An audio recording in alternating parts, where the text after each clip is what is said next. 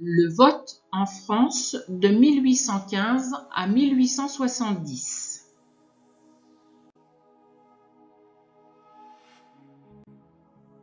En 1815, après la défaite de Napoléon Ier, Louis XVIII, qui est l'un des frères de Louis XVI, devient roi de France.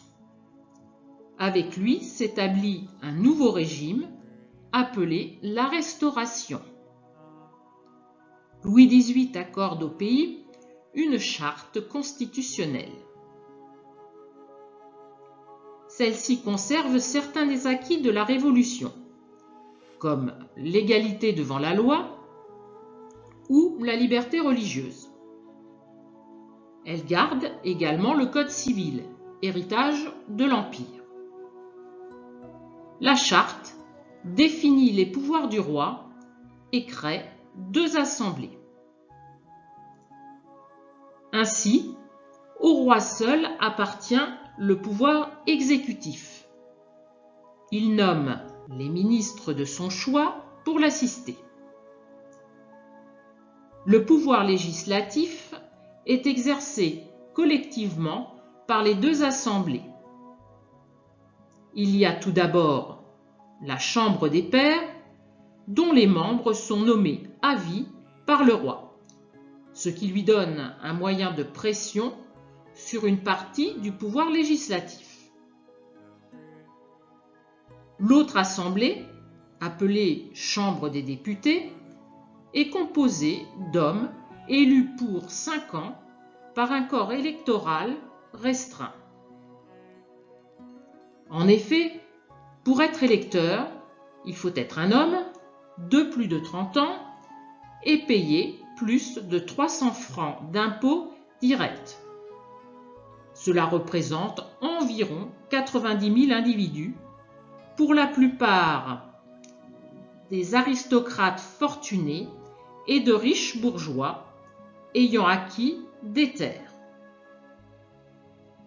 En résumé, une toute petite minorité de Français, soit moins de 0,5%, a le droit de voter selon un critère fondé sur l'argent.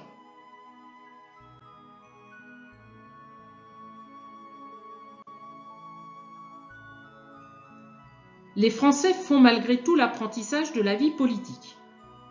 Ils s'habituent à l'organisation d'élections régulières et à l'existence d'opinions politiques différentes, même si exprimer des idées politiques divergentes reste difficile en raison des limites mises aux libertés de la presse, d'association et de réunion.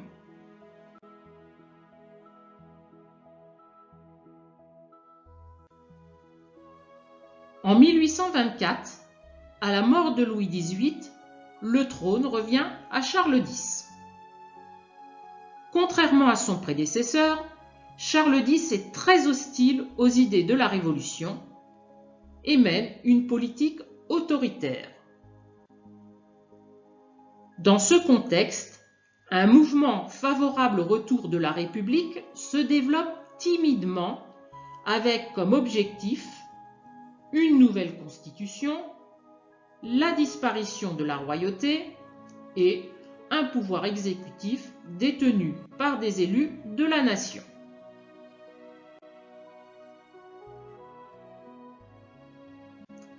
En 1830, Charles X, fort de son autorité, signe 4 ordonnances dont le but est de supprimer la liberté de la presse et de modifier la loi électorale pour réduire encore le nombre d'électeurs.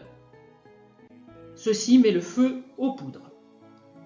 À Paris, c'est la Révolution en juillet 1830. Charles X doit abdiquer, c'est la fin de la Restauration.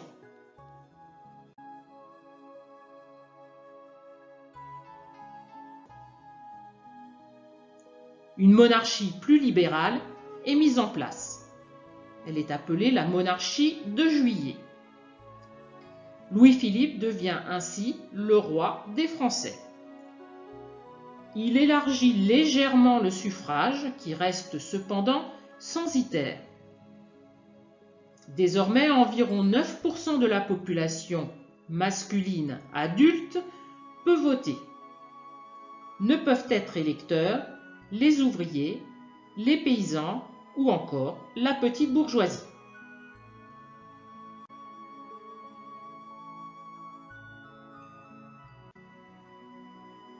Les adversaires de Louis-Philippe, notamment les républicains, réclament le suffrage universel.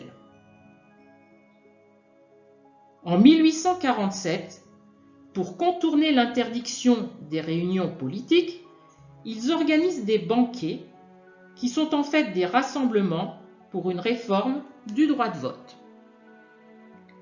L'interdiction du dernier rassemblement à Paris déclenche la Révolution de 1848.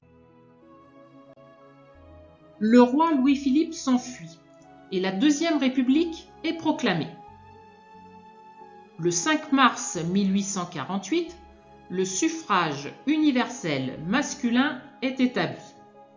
Désormais, tous les hommes de plus de 21 ans peuvent voter sans condition.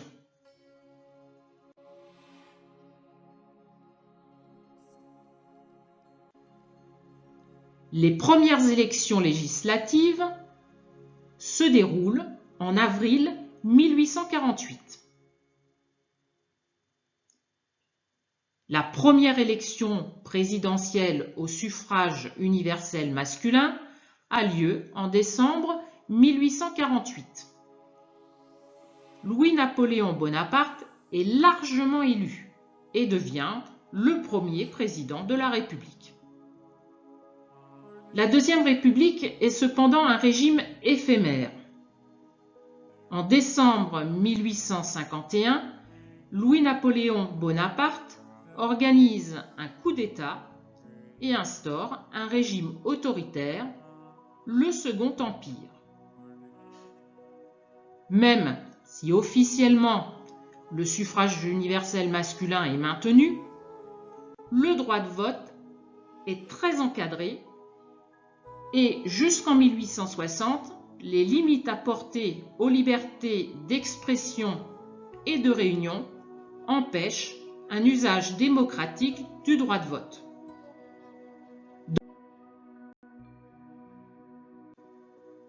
Dans les années 1860, le Second Empire devient plus libéral et des députés républicains parviennent à se faire élire à la Chambre. En 1870, le Second Empire prend fin lors de la guerre contre la Prusse.